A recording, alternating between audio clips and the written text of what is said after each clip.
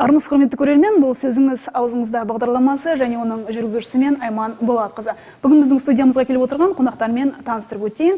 Әділет пікірталас орталығының жетекшісі Еркін Теміржанұлы Тобылбаев және нөмір 55 орта мектеп оқушысы, дұрыс айттым ғой, Әділет пікірталас клубының мүшесі Алмат Кенеттаев. Студиямызға қош келдіңіздер, қонақтар.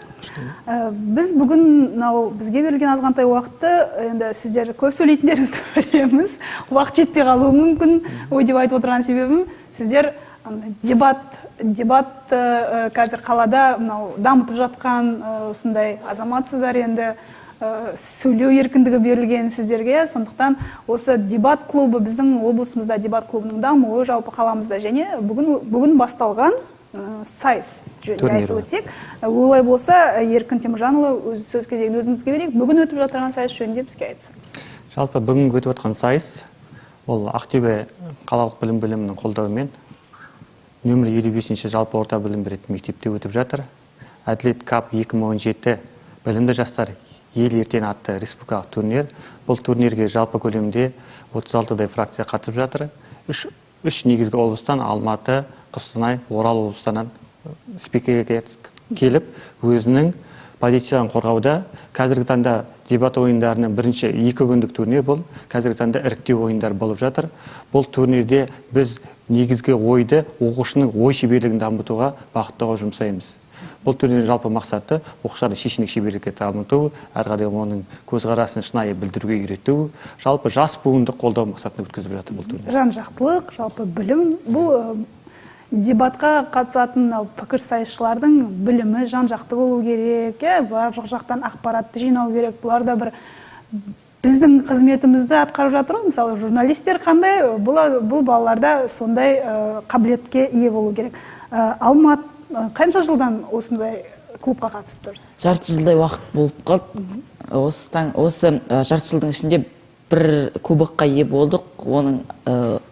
Ол 33-ші мектепте болған болады. Қандай тақырыптар қазір қозғалып жүр? Осы қазіргі таңда көп қозғалатын тақырыптар білім жөнінде және болашаққа басталу және технология жөнінде көбінесе. Енді дебатқа алдыңа дайындаласыздар, қандай ақпараттарды қайдан аласыздар, қалай ізденесіздер? Көбінесе ғаламтордан ізденеміз және ғаламтордан ізденіп, көбінесе кітаптарға жүгінеміз. Мысалы, дайындық қалай өтеді? Қасымыздағы мен өзім бір үйде немесе бір кафеде екеуміз жаттығамыз, бір-бірімізден пікір таластырамыз, сол жайында ой жүгіртеміз, ғаламтордан ізденеміз, қасымыздағы кітаптар келіп жаттығамыз бір-біріміз. Неліктен дебат? Өзіме дебат болашақта керек болады, не себепті өзім таңдап отырған мамандығым прокурор, заң, яғни оған міндетті түрде сөйлеу керек және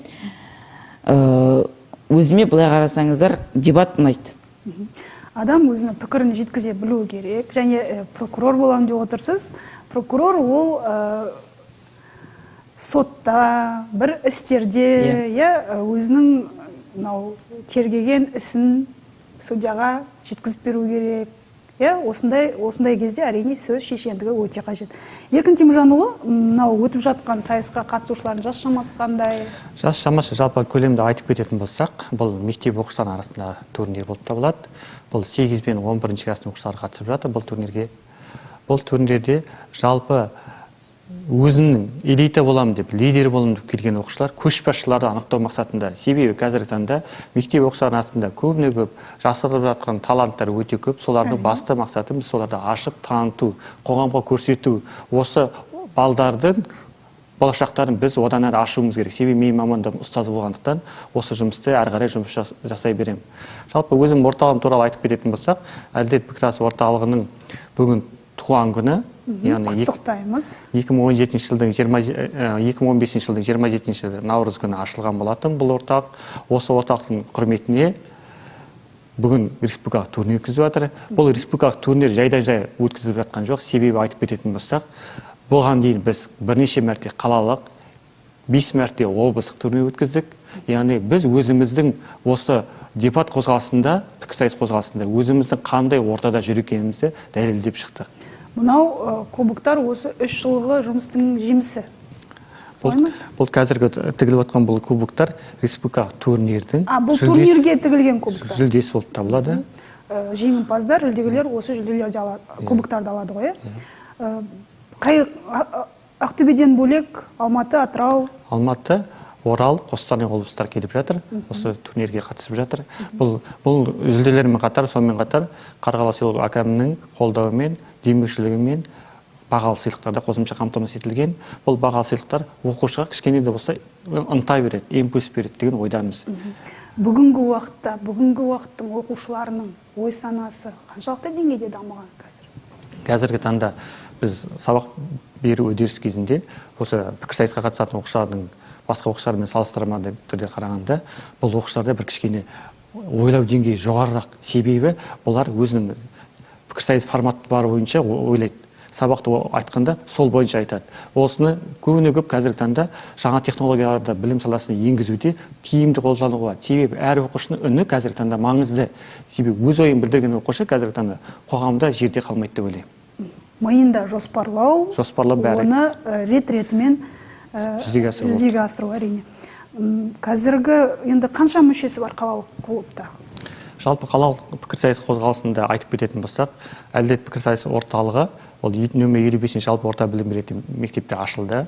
Одан әрі 2 жылдық көлемде жұмыс жасады. Қалалық деңгейде өзін танытты. Сондықтан ол қалалық ғылыми әдістемелік орталық жанынан өзі арнайы орталық болып ашылды. Осы орталықтың құрамында Ақтөбе қаласы білім беру ұйымдарының ішінде 37 орта мектептің клубтары жұмыс жасайды. Және де сонымен қатар Ақтөбе қаласында жалпы арнайы оқыту орындары мен жоғары оқу орындарының арасында 8 арнайы клуб бар. Оның ішін айтып кететін болсақ, Жұбанов атындағы мемлекеттік өнер университеті, Ритор және де Заман біздікі пікірсайыс клубтарымен тығыз жұмыс жасайды. Себебі қазіргі таңда олар оқушының студентпен байланысы немесе мұғалімнің жоғары біліммен байланысы бұл біз үшін өте септігін тигізіп отыр. Пайдасы өте көбірек болып отыр. Және де айтып кететін Әділет пікірсайыс орталығы қалалық пікірсайыс турнирлерінің өткізуіне мұрындық болып, өзі арнайы ұйымдастыру жұмысымен айналысады. Қазіргі таңда 12 қалалық пікірсайыс турнирі осы клубтың басшысымен өткізілді. Бүгінгі өтіп жатырған турнирде ортаға тасталған тақырып қандай? Жалпы бүгінгі турнирдің тақырыбы білімді жастар ел ертеңі деп аталады. Бұл жерде тақырып білімге байланысты. Бұл жерде айтып кететін болсақ, білім беру үдерісіндегі реформалардың халыққа пайдасы, оқушыға пайдасы, оны оқушы үнімен қарастыру болып табылады. Мысалы алатын болсақ, бірінші сыныптың бірінші сыныпқа енгізілген өзгерісі дұрыс деп есептейді, немесе оның бұрыс жақтарын зерттейді. Қазіргі таңда бізден гөрі, мұғалімнен гөрі оқушы қоғамда өзінің көзқарасын талдау арқылы білеміз. Себебі сол енгізілген өзгеріс оқушыға тікелей қатысы бар. Әрине, білімді алатын оқушы. Енді бұндай пікірталастар, бұндай дебаттар өтіп тұрады, студенттер арасында өтеді, оқушылар арасында, ересектер арасында өтіп тұрады, тіпті телеарналардан көріп жүреміз, үлкен саясаткерлер арасында өтіп тұрады. Жалпы оқушылар арасында өтіп жатқан бүгінгі мәселен осы тақырып қозғалып жатыр, білім тақырыбы қозғалып жатыр. Бұның нәтижесінде нәтижесі қалай болады?